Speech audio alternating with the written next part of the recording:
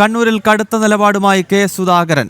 മത്സരിക്കാൻ നാമനിർദ്ദേശ പത്രിക സമർപ്പിക്കാനുള്ള നീക്കങ്ങൾ സുധാകരൻ ആരംഭിച്ചതായാണ് റിപ്പോർട്ടുകൾ. പത്രിക നൽകാൻ ആവശ്യമായ ബാധ്യത രഹിത സർട്ടിഫിക്കറ്റ് സുധാകരൻ കേരള ഹൗസിൽ നിന്നും ആവശ്യപ്പെട്ടതായാണ് വിവരം. കണ്ണൂരിലെ നേതാക്കളുടെ പിന്തുണയും സുധാകരനുണ്ട്. കെ സുധാകരനെതിരെ VD സതീശൻ അതിനിടെ രംഗത്തെത്തി. ആരും പാർട്ടിക്ക് അതീതരല്ല, MP-മാർ മത്സരിക്കുന്നതിൽ കോൺഗ്രസിന്റെ ദേശീയ നേതൃത്വം തീരുമാനമെടുക്കുമെന്നും സതീശൻ ഡൽഹിയിൽ പറഞ്ഞു.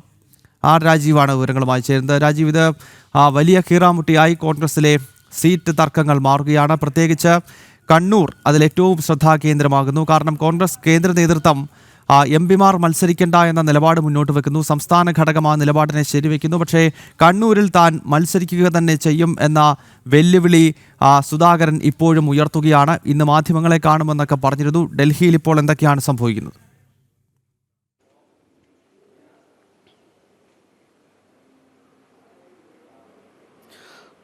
ഗൗതം, ഏതായാലും സുധാകരനിൽ തട്ടിൽ കോൺഗ്രസിന്റെ സ്ഥാനാർത്ഥി പട്ടിക വലിയ പ്രതിസന്ധിയിലേക്ക് നീങ്ങുന്ന ഒരു സാഹചര്യമാണ് നമുക്ക് കാണാൻ കഴിയുന്നത്. അല്പസമയം മുൻപാണ് VD സതീശൻ മാധ്യമങ്ങളെ കണ്ടത്. മാധ്യമങ്ങളെ കുറ്റപ്പെടുത്തിക്കൊണ്ടാണ് അദ്ദേഹം രംഗത്ത് വന്നത്. നേരത്തെ 24 മണിക്കൂറിനകം സ്ഥാനാർത്ഥി പട്ടിക പുറത്തിറക്കുമെന്ന് VD സതീശൻ പ്രഖ്യാപിച്ചിരുന്നു. തെരഞ്ഞെടുപ്പ് പ്രഖ്യാപനമുണ്ടായാൽ പരമാവധി 24 മണിക്കൂർ അതിനകം തന്നെ കോൺഗ്രസിന്റെ പൂർണ്ണമായ സ്ഥാനാർത്ഥി പട്ടിക പുറത്തിറക്കും എന്നായിരുന്നു നേരത്തെ അദ്ദേഹം പ്രഖ്യാപിച്ചതെങ്കിൽ ഇപ്പോൾ 72 മണിക്കൂറിനോട് അടുക്കുന്നു. ഇതുവരെ പൂർണ്ണമായും കോൺഗ്രസിന്റെ സ്ഥാനാർത്ഥി പട്ടിക പുറത്തിറക്കാൻ കഴിഞ്ഞിട്ടില്ല. മാത്രമല്ല, കേരളത്തിലെ കോൺഗ്രസിന്റെ ഏറ്റവും പ്രമുഖനായ നേതാവ്, മുതിർന്ന നേതാവും KPCC അധ്യക്ഷൻ കെ സുധാകരൻ ഇടഞ്ഞു നിൽക്കുന്നു. അദ്ദേഹത്തെ അനുനയിപ്പിക്കാൻ പോലും ഇപ്പോഴും കഴിഞ്ഞിട്ടില്ല. കാരണം മാധ്യമങ്ങൾ VD സതീശനോട് ഇതുമായി ബന്ധപ്പെട്ട ചോദ്യം ചോദിച്ചപ്പോൾ അദ്ദേഹം പറഞ്ഞത് കേന്ദ്ര നേതൃത്വമാണ് ഇക്കാര്യത്തിൽ തീരുമാനമെടുക്കുക, MP-മാർ മത്സരിക്കണോ എന്ന കാര്യം കേന്ദ്ര നേതൃത്വം തീരുമാനിക്കുമെന്നാണ്. മാത്രമല്ല, ഈ രീതിയിൽ കടുത്ത നിലപാടുകൾ സ്വീകരിക്കുന്നതിൽ അദ്ദേഹത്തിന്റെ അതൃപ്തിയും അദ്ദേഹം വ്യക്തമാക്കുകയും ചെയ്തിട്ടുണ്ട്. അതായത് കേരളത്തിലെ കോൺഗ്രസ് നേതൃത്വം കെ സുധാകരനോട് പൂർണ്ണമായും വിയോജിച്ചുകൊണ്ട് നിൽക്കുന്നു എന്നതാണ് ഇതിൽ നിന്ന് നമുക്ക് മനസ്സിലാക്കാൻ കഴിയുന്നത്. കെ സുധാകരനും യാതൊരു തരത്തിലുള്ള വിട്ടുവീഴ്ചയ്ക്കും തയ്യാറല്ല എന്ന നേതൃത്വത്തെ അറിയിച്ചു കഴിഞ്ഞിരിക്കുന്നു. കഴിഞ്ഞ ദിവസം നടത്തിയ അനുനയ നീക്കത്തിലായാലും ഇന്ന് നടത്തിയ അനുനയ നീക്കത്തിലായാലും തന്റെ നിലപാടിൽ മാറ്റമില്ല എന്ന് കെ സുധാകരൻ ആവർത്തിച്ച് വ്യക്തമാക്കുന്നു.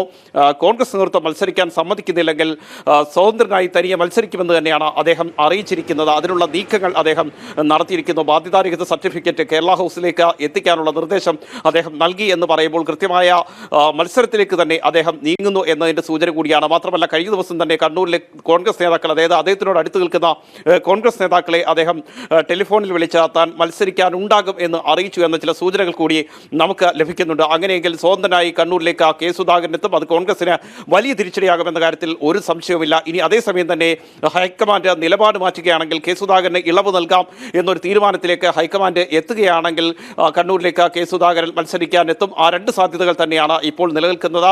നേരത്തെ 11 മണിക്ക് മാധ്യമങ്ങളെ കാണുമെന്ന് കെ സുധാകരൻ അറിയിച്ചിരുന്നു. എന്നാൽ കോൺഗ്രസ് ഹൈക്കമാൻഡ് ഉൾപ്പെടെയുള്ളവർ ഇക്കാര്യത്തിൽ ഇടപെട്ടു എന്നാണ് നമുക്ക് മനസ്സിലാക്കാൻ കഴിയുന്നത്.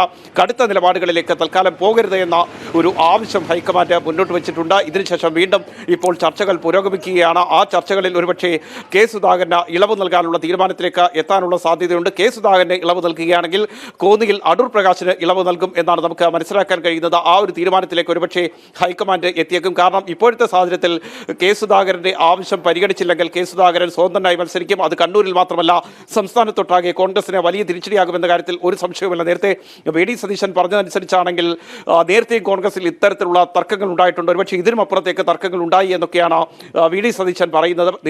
സത്യമാണ്, നേരത്തെ കോൺഗ്രസിൽ നേരത്തെ തെരഞ്ഞെടുപ്പ് സമയത്ത് തർക്കങ്ങൾ ഉണ്ടായിട്ടുണ്ട്, പൊട്ടിത്തെറികളൊക്കെ ഉണ്ടായിട്ടുണ്ട്. അത് പക്ഷേ പ്രാദേശികമായ സംഭവങ്ങളെ ചൊല്ലിയാണ് തർക്കങ്ങളും പൊട്ടിത്തെറികളും ഒക്കെ ഉണ്ടായിട്ടുള്ളത്. ഇവിടെ അതല്ല സാഹചര്യം. കോൺഗ്രസിലെ ഏറ്റവും മുതിർന്ന നേതാക്കൾ തന്നെയാണ് ഇടഞ്ഞു നിൽക്കുന്നത്. അതിൽ തന്നെ ഏറ്റവും പ്രധാനപ്പെട്ട കാര്യം കെ സുധാകരൻ തനിക്ക് സ്ഥാനാർത്ഥിത്വം വേണമെന്ന ആവശ്യവുമായി ശക്തമായ ഒരു നിലപാടിൽ നിൽക്കുന്നു എന്നതാണ്. മാത്രമല്ല, മറ്റ് MP-മാരും വലിയ പ്രതിഷേധത്തിലാണ്. ശശി തരൂരും രാജ്മോഹൻ ഉണ്ണിത്താനും MK രാഘവനും ഉൾപ്പെടെയുള്ള MP-മാരും വലിയ പ്രതിഷേധത്തിലാണ്. അവർ മുന്നോട്ട് വെച്ച പേരുകളൊന്നും പരിഗണിക്കാതെ അവരെയൊക്കെ വെട്ടിമാറ്റിക്കൊണ്ട് സ്ഥാനാർത്ഥികളെ കണ്ടെത്തി എന്നാണ് ഏറ്റവും പ്രധാനമായി ഉയരുന്ന ആരോപണം. 55 പേരുടെ പട്ടികയാണ് നിലവിലിപ്പോൾ കോൺഗ്രസ് പുറത്തിറക്കിയിരിക്കുന്നത്. ഈ 55 പേരുടെ പട്ടികയിൽ ഭൂരിഭാഗം സ്ഥലത്തും പ്രാദേശികമായ എതിർപ്പുകളും വളരെ ശക്തമായി തന്നെ ഉയരുകയും ചെയ്യുന്നുണ്ട്. ഇതിനു പുറമെയാണ് MP-മാർ കൂടി പ്രതിഷേധവുമായി രംഗത്ത് രംഗത്ത് വരുന്നത്. ഇതിനൊക്കെ ഉപരിയായി കെ സുധാകരൻ ഇടഞ്ഞു നിൽക്കുന്നു. കണ്ണൂരിൽ ഇപ്പോഴുണ്ടായിരിക്കുന്ന അനുകൂലമായ അന്തരീക്ഷം, CPM-ൽ ഉണ്ടായിരിക്കുന്ന വലിയ പ്രശ്നങ്ങൾ, ഇതൊന്നും മുതലെടുക്കാൻ കഴിയാത്ത രീതിയിലേക്ക് കോൺഗ്രസ് മാറുന്നു എന്നതാണ് ഏറ്റവും പ്രധാനപ്പെട്ട മറ്റൊരു കാര്യം. ഏതായാലും നിലവിൽ കെ സുധാകരനെ അനുനയിപ്പിക്കാനുള്ള നീക്കങ്ങൾ ഹൈക്കമാൻഡ് വളരെ ശക്തമായി തന്നെ നടത്തുന്നുണ്ട്. അതുകൊണ്ടാണ് 11 മണിക്ക് മാധ്യമങ്ങളെ കാണുമെന്നറിയിച്ചിട്ട് അദ്ദേഹം അതിന് തയ്യാറാകാതിരുന്നത് എന്നാണ് നമുക്ക് ലഭിക്കുന്ന സൂചന.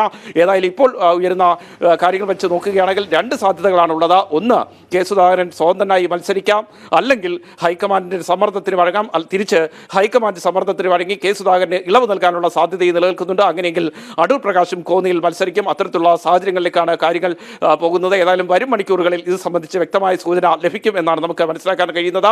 കാരണം നേരത്തെ വി ഡി സതീശൻ മാധ്യമങ്ങളെ കണ്ടപ്പോഴും അദ്ദേഹം പറഞ്ഞത് കെ സുധാകരനുമായി ബന്ധപ്പെട്ട കാര്യങ്ങൾ കേന്ദ്ര നേതൃത്വം, അതായത് ഹൈക്കമാൻഡ് തീരുമാനിക്കുമെന്നാണ്. ഇനി അത്തരത്തിലുള്ള കാര്യത്തിൽ എന്ത് തീരുമാനമുണ്ടാകും എന്നാണ് അറിയേണ്ടത്. ഗൗതം.